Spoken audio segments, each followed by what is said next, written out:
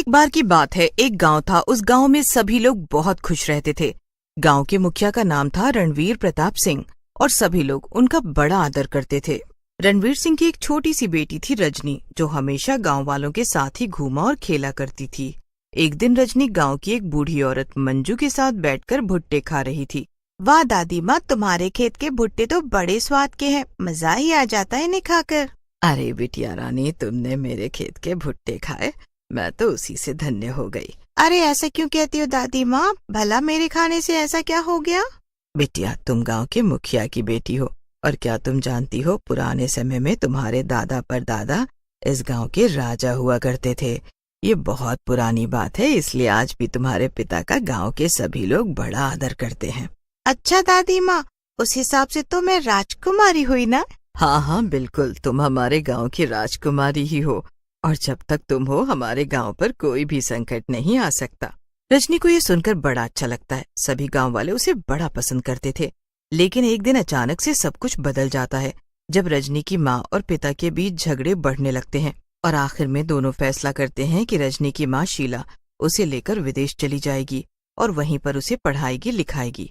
इस फैसले से कोई भी खुश नहीं था, मगर रजनी की माँ के आगे किसी की नहीं चली। विदेश जाने से एक दिन पहले रजनी दुखी होकर अपनी माँ से कहती है, माँ, हमें गांव छोड़कर क्यों जाना पड़ेगा? बेटा, वो इसलिए क्योंकि विदेश में बहुत अच्छी पढ़ाई होती है। वहाँ तुम्हें खूब अच्छे से पढ़ाऊंगी मैं और बहुत होशियार बनाऊंगी, और फिर तुम्हें इस छोटे से गांव में रहने की बिल्कुल भी जरूरत नहीं पड़ेगी। क्या? मगर मुझे तो इस गांव में बहुत अच्छा लगता है माँ। अपनी बच्ची की इस बात का शीला कोई जवाब नहीं दे पाती। अगले ही दिन शीला रजनी को लेकर हमेशा हमेशा के लिए विदेश चली जाती है। ऐसे ही समय बीत जाता है और रजनी बड़ी हो जाती है। कई साल बीत गए थे और वो अपने पिता से नहीं मिली थी। माँ, कितने साल बीत गए हैं, देखो ना, मैं कब से पापा से नहीं मिली। चलो ना एक बार गांव वापस चलते हैं, मेरा बड़ा मन है वहाँ वापस जाने का। ओफो रजनी, फिर वही बात। मैंने तुमसे कितनी बार कहा है कि वो जगह तुम्हारे लिए नहीं है, और ना ही तुम्हारे पिता से तुम्हें मिलने की कोई जरूरत है। हम दोनों के लिए यही जगह अच्छी है, इसलिए यहाँ खुश रहना सीख लो। लेकिन क्यों माँ? अगर आपको गांव में रहना नहीं पसंद, इसका मतलब ये तो नहीं कि मैं भी वहाँ नहीं जा सकती। और कितना समय हो गया है, मैं पापा से नहीं मिली। मुझे उनकी बहुत याद आती है माँ, मुझे उनसे मिलने जाना है। शीला फिर से कुछ कहती इससे पहले ही उसका फोन बजने लगता है।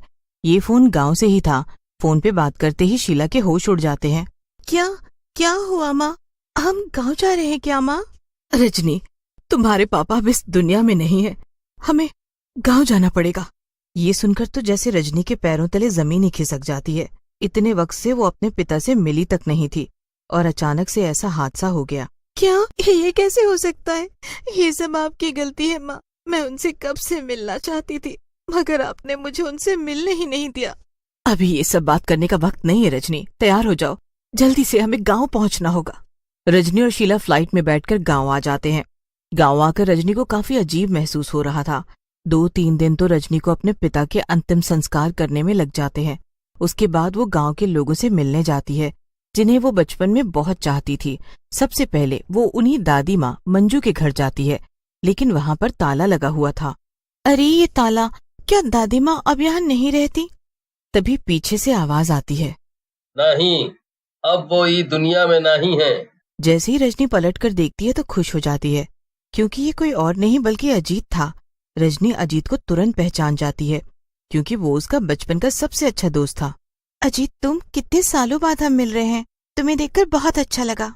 मुझे भी रजनी, मेरा मतलब राजकुमारी जी। गांव में ज्यादातर लोग रजनी को राजकुमारी जी कहकर बुलाते थे।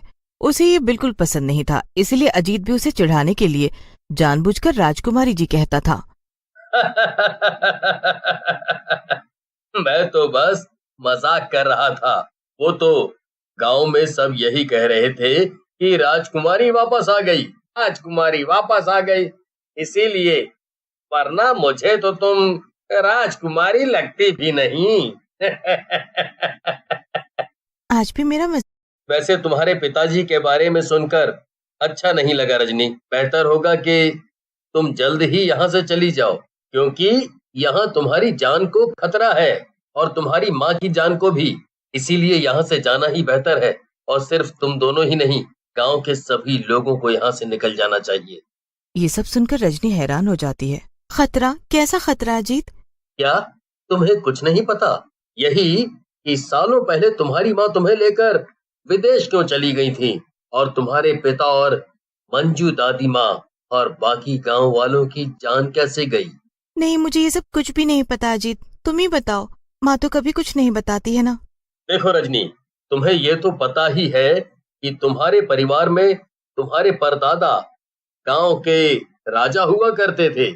उसी समय पर गांव की एक औरत थी जो बहुत दुष्ट थी। वो काला जादू वगैरह करती थी और उसने उसी जादू से गांव में तबाही मचा दी थी। इसीलिए तुम्हारे परदादा ने मिलकर उसे गांव से बाहर फेंकवा दिया और उसके परिवार को भी। इस कारण से उसके बच्चे की मौत हो गई और उसने भी आत्महत्या कर ली, जिसके बाद वो औरत एक बुरी चुड़ैल में बदल गई। फिर उस चुड़ैल ने सबको परेशान करना और मारना शुरू कर दिया।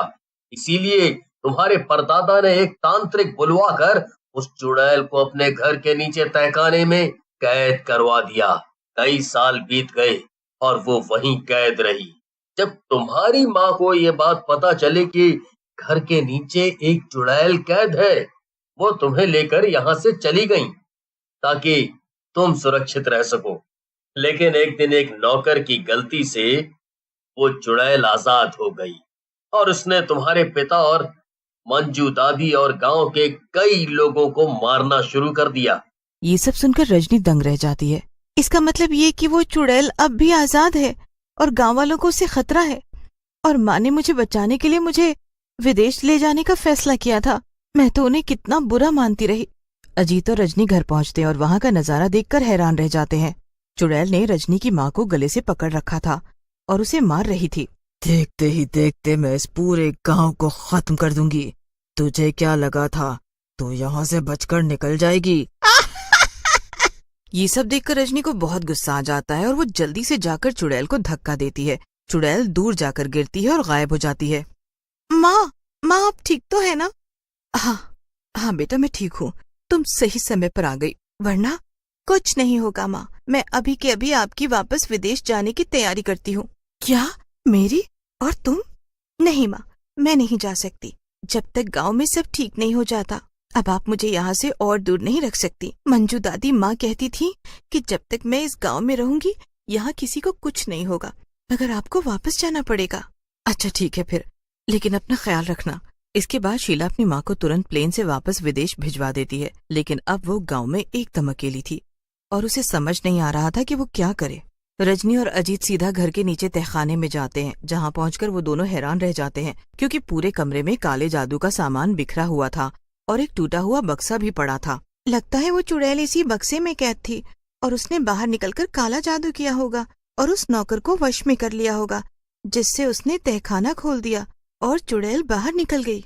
अजीत, क्या तुम ये बक्सा जोड़ सकते हो? हमें किसी भी तरह उस चुड़ैल को वापस इसी में कैद करना पड़ेगा। थोड़ी ही देर में अजीत बक्से को जोड़ देता है और रजनी फोन करके किसी को बुलाती है।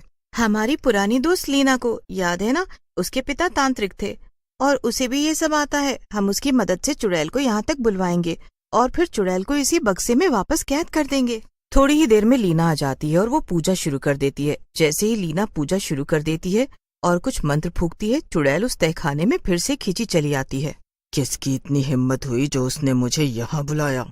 क्या तुम दोनों की इतनी मजाल? रुक, अभी बताती हूँ तुझे मैं।